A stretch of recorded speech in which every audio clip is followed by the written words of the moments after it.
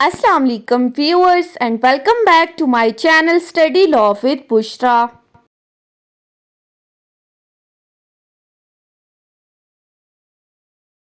So we were discussing Civil Procedure Code 1908. We have discussed up till Order 4. In this video we are going to discuss Order 5 of CPC. But before starting the discussion, I request you all to please subscribe to my channel and don't forget to press the bell icon for latest updates. Do share this video with your friends and don't forget to comment your feedback. So let's move towards the discussion. Order 5 of CPC deals with the topic of issue and services of summons. Order 5 के अंदर दो parts को discuss किया गया है. First part में हमें बात की गई है इशुएंस ऑफ द समन की और सेकंड पार्ट बताता है सर्विसेज ऑफ द समन को. First part issuance of the summon rule 1 से 8 तक डिस्क्राइब किया गया है and services of the summon rule 9 to rule 31. आज की इस वीडियो में हम फर्स्ट पार्ट ऑफ ऑर्डर 5 को डिस्कस करेंगे, that is from rule 1 to rule 8. So start करते हैं रूल 1 से. रूल 1 बात करता है समन्स की कि समन्स क्या है.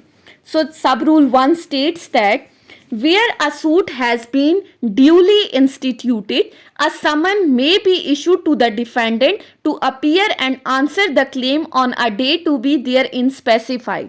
पहली बात कि जब आपने कोर्ट के अंदर अपना सूट इंस्टीट्यूट कर दिया, अब यहाँ पर वर्ड यूज हुआ है ड्यूली इंस्टीट्यूटेड, यानी कि आपने इनिशिएट किया, प्लेंट सबमिट की कोर्ट के अंदर.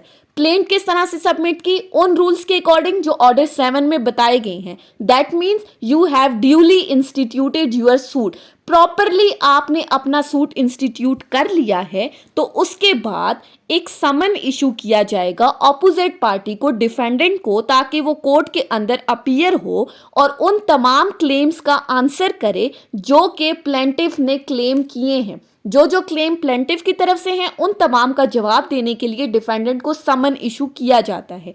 अब इसी के साथ एक प्रोवाइजो अटैच की गई है, provided that no such summons shall be issued when the defendant has appeared at the presentation of the plaint and admitted the plaintiff's claim. अब इस प्रोवाइजो में कहा है कि उस वक्त समन कोई भी डिफेंडेंट को समन इशू नहीं किया जाएगा अगर तो at the time of presentation of the plaint by plaintiff defendant उसी कोर्ट में मौजूद था और जो प्लेंटिफ के क्लेम थे उसने इस चीज़ को एडमिट कर दिया है. सो ऐसा नहीं होता, डिफेंडेंट को समन इशू किए जाते हैं. ये प्रोवाइजो में जस्ट लिख दिया है. सब rule 2, a defendant to whom a summon has been issued under sub rule 1 में अपीयर. जिस डिफेंडेंट को रूल 1 के अंडर समन इशू किए गए हैं वो कैसे कैसे कोर्ट में आ सकता है? नंबर 1, इन पर्सन, वो पर्सनली भी कोर्ट में अपीयर हो सकता है. Second, by a pleader duly instructed and able to answer all the material questions relating to the suit, या अपने प्लीडर के थ्रू, अपने वकील के थ्रू भी वो कोर्ट में आ सकता है. वो वकील जिसको इस केस के बारे में तमाम मालूमात हों और वो कोर्ट की तरफ से पूछे जाने वाले तमाम क्वेश्चंस का आंसर दे सके.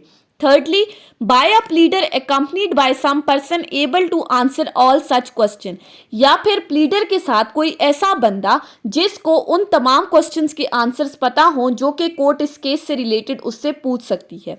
सो पर्सनली भी आ सकता है, थ्रू प्लीडर भी आ सकता है, थ्रू थर्ड पर्सन भी आ सकता है.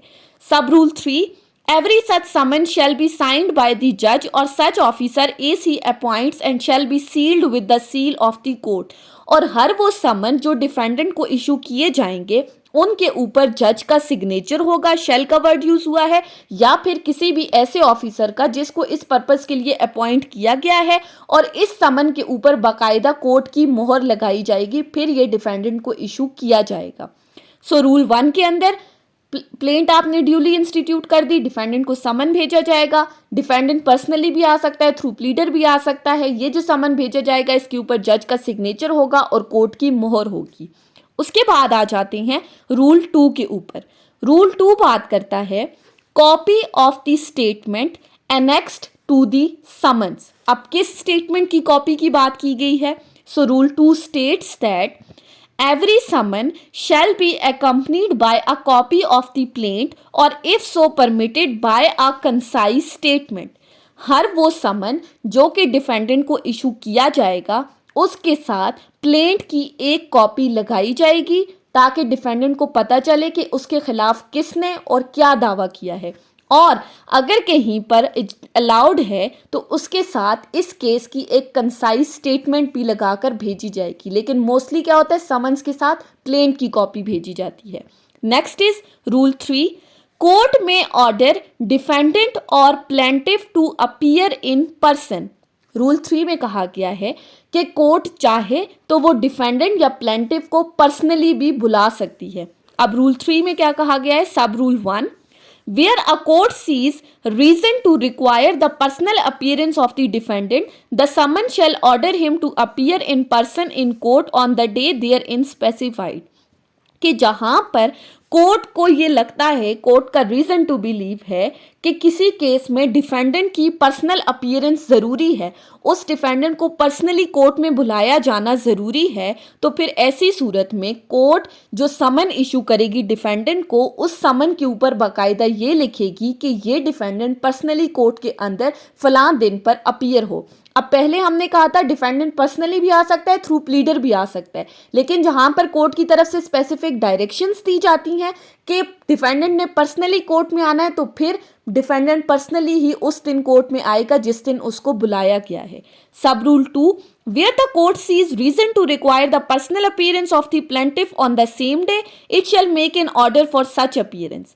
सेकेंडली, जहां पर कोर्ट को लगता है कि जिस दिन डिफेंडेंट को कोर्ट में बुलाया जा रहा है उस दिन प्लेंटिफ की पर्सनल अपीयरेंस भी ज़रूरी है, तो वो प्लेंटिफ को भी एक ऑर्डर करेगा, एक नोटिस भेजेगा कि फलां दिन पर आप भी कोर्ट के सामने अपीयर हो जाएं। ये था रूल 3। उसके बाद आ जाते हैं रूल 4 के ऊपर। रूल 4 बात करता है no party to be ordered to appear in person unless resident within certain limits. अब इस रूल 4 के अंदर पर्सनल अपीयरेंस की एक्सक्लूजन की बात की गई है। कैसे? रूल 4 कहता है no party shall be ordered to appear in person unless he resided.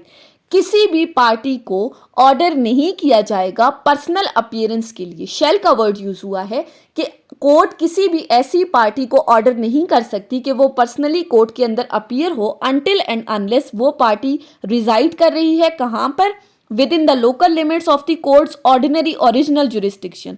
अगर तो वो पार्टी उस कोर्ट की ओरिजिनल जुरिस्डिक्शन की लिमिटेशंस के अंदर रह रही है फिर तो आप उसे पर्सनली बुला सकते हो। अगर वो कोर्ट की लिमिटेशन से बाहर कहीं है तो फिर आप उसे पर्सनली कोर्ट में नहीं बुला सकते, पर्सनल अपीयरेंस के लिए ऑर्डर पास नहीं कर सकते। Secondly, without such limits but at a place less than 50 or where there is a railway or steamer communication or other established public conveyance for the fifth-sixth of the distance between the place where he reside and the place where the court is situated less than 200 mile distance from the courthouse। पहली बात, अगर तो वो resided नहीं करता court की limitations के अंदर, लेकिन वो किसी ऐसी जगह पर रिजाइड कर रहा है जहां से उसके घर और कोर्ट के दरमियान का जो फासला है वो 50 मील से 200 मील के दरमियान तक का है, तो ऐसी सूरत में अगर इन 50 मील से 200 मील के दरमियान का जो रास्ता है वो थ्रू पब्लिक ट्रांसपोर्ट कवर हो सकता है, कोई रेलवे सिस्टम या पब्लिक ट्रांसपोर्ट अवेलेबल है, पब्लिक कन्वेंस है, फिर तो आप उसे कोर्ट में पर्सनल अपीयरेंस के लिए बुला सकते हो। अगर तो 50 मील से 200 मील का से ज़्यादा का फासला है उसके घर और कोर्ट के प्रीमिसेस के दरमियान, तो फिर आप उसे पर्सनल अपीयरेंस के लिए ऑर्डर नहीं दे सकते। सो रूल 4 में पर्सनल अपीयरेंस की एक्सक्लूजन की बात की है। पर्सनल अपीयरेंस कब होगी? अगर वो कोर्ट की जुरिस्डिक्शन के अंदर रिजाइड कर रहा है। Next is rule 5। रूल 5 बात करता है summons to be either to settle issues और फॉर फाइनल डिस्पोजल। अब यहाँ पर दो बातें की गई हैं कि या तो समन सेटलमेंट ऑफ इश्यूज के लिए इशू किया जाएगा या फिर final disposal of the suit के लिए। So Rule 5 states that the court shall determine at the time of issuing of the summon whether it shall be for the settlement of the issues only or for final disposal of the suit, and the summon shall contain a direction accordingly। अब इस rule में कहा गया है कि court ये चीज determine करेगी समन्स को इशू करने के टाइम कि आया ये समन इशू किया जा रहा है पार्टीज के दरमियान जो इश्यूज हैं उनको सेटल करने के लिए, या फिर किसी भी केस को, किसी भी सूट को फाइनली डिस्पोज ऑफ करने के लिए, final disposal of the suit के लिए इशू किया जा रहा है। ये चीज कोर्ट ने डिटरमिन करनी है। फिर जब वो कोर्ट समन इशू करेगी तो उसके ऊपर बाकायदा वो उस समन में डायरेक्शंस देगी कि ये किस पर्पस के लिए इशू किया जा रहा है। सो डिटर्मिनेशन किसने करनी है? कोर्ट ने करनी है। अब इसी के साथ एक प्रोवाइजो अटैच की गई है और वो प्रोवाइजो क्या कहती है? that in every suit heard by the court of small causes the summons shall be for the final disposal of the suit। Proviso कहती है कि हर वो सूट जो स्मॉल कॉजेस कोर्ट में चल रहा है, तो स्मॉल कॉजेस कोर्ट की तरफ से किसी भी पार्टी को जो समन इशू किया जाएगा वो हमेशा final disposal of the suit का होगा। वो सेटलमेंट ऑफ द इश्यूज के लिए नहीं होगा बल्कि केस को फाइनली डिस्पोज ऑफ करने के लिए होगा। उसके बाद आ जाते हैं हम अपने रूल 6 के ऊपर। रूल 6 बात करता है fixing a day for the appearance of the defendant. अब यहाँ पर डिफेंडेंट की अपीयरेंस के लिए डे फिक्स करने की बात है। The day for the appearance of the defendant shall be fixed with reference to the current business of the court, the place of residence of defendant and the time necessary for the services of the summon, and the day shall be so fixed as to allow the defendant sufficient time to enable him to appear and answer on such day.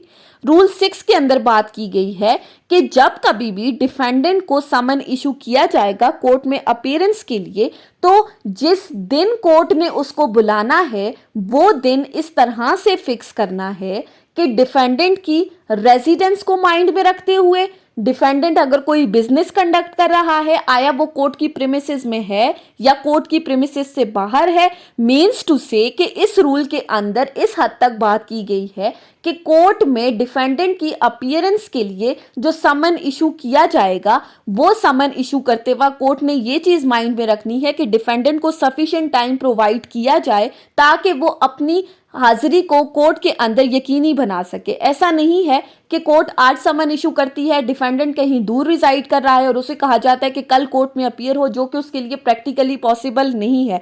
So court ऐसा किसी भी तरह का कोई भी समन issue नहीं करेगी जहां पर डिफेंडेंट को सफिशिएंट टाइम प्रोवाइड ना किया जा रहा हो। उसके बाद आ जाते हैं रूल 7 के ऊपर। रूल 7 बात करता है summons to order defendant to produce the documents relied on by him। Rule 7 में डॉक्यूमेंट्स की बात की जा रही है।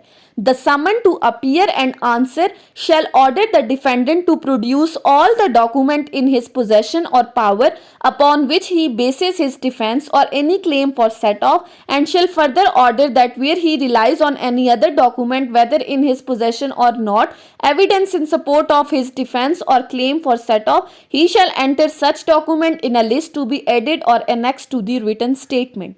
इस रूल में सिंपली कहा गया है कि जब डिफेंडेंट को समन इशू किया जाता है कि वो कोर्ट के अंदर अपीयर हो और उन तमाम क्लेम्स का आंसर दे जो कि डिफेंडेंट की, जो कि प्लेंटिफ की तरफ से किए गए हैं, तो समन में डिफेंडेंट को ये डायरेक्शंस भी दी जा सकती हैं कि वो कोर्ट में जिस दिन अपीयर होगा उस दिन वो अपने साथ उन तमाम डॉक्यूमेंट्स को भी प्रोड्यूस करे जो डॉक्यूमेंट्स उसकी पोजेशन में हैं, जिनको वो बेस बनाकर अपना डिफेंस प्रूफ करना चाहता है, अपने आप को डिफेंड कर रहा है, जिन डॉक्यूमेंट की बेसिस के ऊपर वो डॉक्यूमेंट वो कोर्ट के अंदर प्रोड्यूस करे, या अगर कोई डॉक्यूमेंट उसकी पोजेशन में नहीं है तो उन डॉक्यूमेंट्स को भी वो अपनी एक लिस्ट तैयार कर ले और उस लिस्ट के अंदर उन तमाम डॉक्यूमेंट्स को लिख दे कि ये डॉक्यूमेंट्स मैं अपने डिफेंस में यूज करूंगा और उस लिस्ट को अटैच करते अपनी रिटन स्टेटमेंट के साथ। सो सिंपली रूल 7 ऑर्डर करती है production of the documents by the defendant which he support in his defense।